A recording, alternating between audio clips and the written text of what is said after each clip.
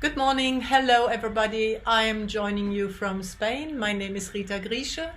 I'm actually German, but I live in Spain. And I'm the founder of Mindful Touch Education. We know that we are at an important point in human evolution when we compare how we live, work, and relate to each other to perhaps 10 years ago. And we are moving towards what we call now a unified digital society. What is true is that the pandemic has accelerated and increased of what it's like to live in a touchless society. So the question of, are we losing touch, might be quite appropriate. Because the time we spend now on devices is time not spent actively exploring the world and relating to others with all our senses. Emotions are very often deleted in text messages and substituted by emojis. Technology has now become the architect of our intimacies, and many of us are being exposed to less touch than ever before, sitting and walking, hunched up, separated and isolated. Our devices are so psychologically powerful that they not only change what we do, they transform us, who we are as human beings. As a result, mental health problems have increased dramatically already before the pandemic. And this situation is affecting our family life and especially the development and behavior of our children, both at home and at school. So while parents and teachers are at the forefront, it is our children who are the next generation. While digital devices have their advantages, it is our children who need other human beings to become human. Children as young as 5 suffer from insomnia, depression, eating disorders, aggression, negative social behavior, and many are labeled ADHD. I agree with Dr. Jodie Carrington, who said that every time we think of calling a kid attention-seeking, perhaps we might consider changing it connection-seeking. It is our human connectivity and effective social touch that is at the core of positive health. I mean, I don't need to tell you that. You are the scientists who are proving it again and again.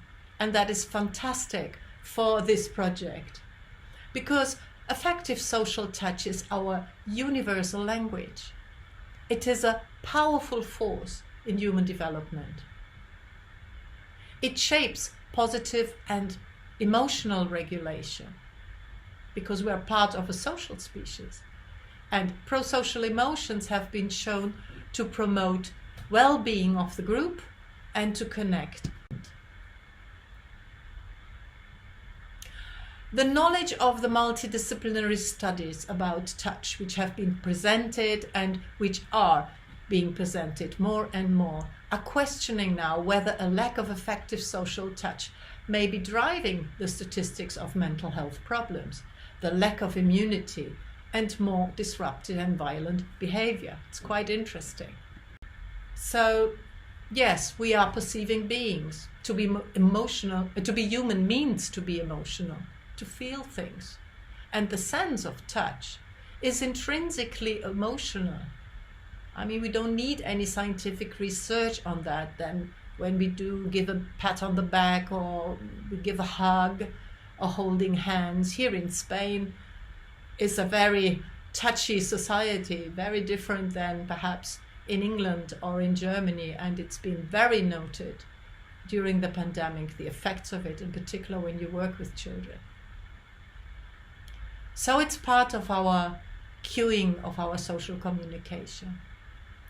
We relate to each other through, with, by, and from our bodies. So, at Mindful Touch Education, we believe that the positive effects of effective social touch need to enter school education now. as a preventative tool.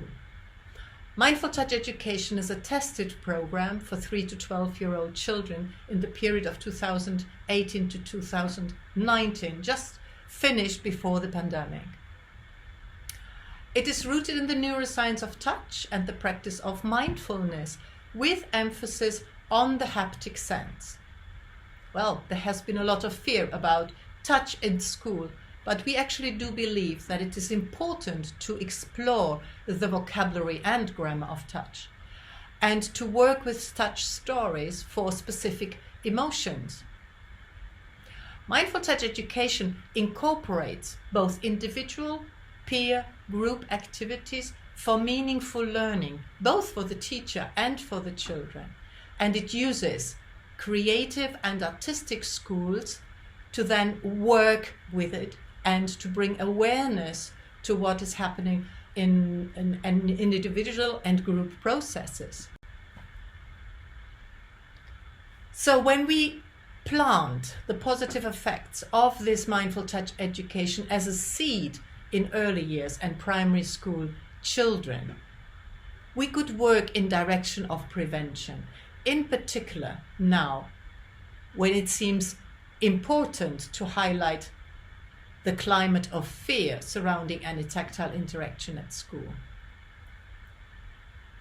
Because mindful touch helps towards a rehumanization in our increasing digital world, it balances it out because it's paying attention to our fundamental need to connect and bond and to nurture human development for 21st century education.